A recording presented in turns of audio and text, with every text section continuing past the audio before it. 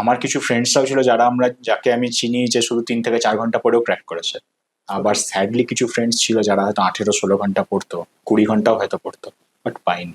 Class 10-12 পরীক্ষার result বেরোয় and টিভিতে অ্যাডে দেখতে পারি যে 24 ঘন্টায় 20 ঘন্টা পড়াশোনা করতো, 18 ঘন্টা স্ট্রিট লাইটের নিচে পড়াশোনা করেছে, হেডলাইটের নিচে পড়াশোনা করে টপ করে দিয়েছে।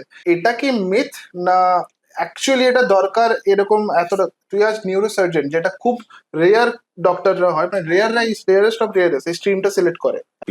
বিদ্যাসাগর হয়েছিলেন ওনার অতটা ক্যাপাবিলিটি ছিল বলে। রাত্রের বেলার দিকটা বেসিক্যালি আমরা বেশি পড়ি, তো আমিও ওরকম 7টা-8টা থেকে বসতাম, আমি হয়তো 1টা-2টো অব্দি পড়তাম, তো আমি এই 5-7-8 ঘন্টাই পড়তাম। তো এখানে কিছু ফ্যাক্টরস কাজ করে, হচ্ছে জানিস, নিজের তোর পাওয়ার কতটা, নিজের ক্যাপাবিলিটি। কেউ হচ্ছে 4 ঘন্টাতে পুরো বই শেষ করলো, কেউ 40 দিনেও শেষ করতে পারলো না, কিন্তু সেও 20 ঘন্টা করে বসেছে পড়তে।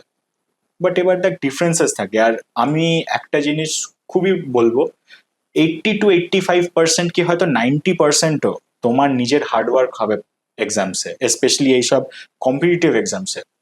বাট 10, 5, 15% চান্সেস থাকবে ডিপেন্ডিং আপন লাক অ্যান্ড এক্সটার্নাল ফ্যাক্টরস।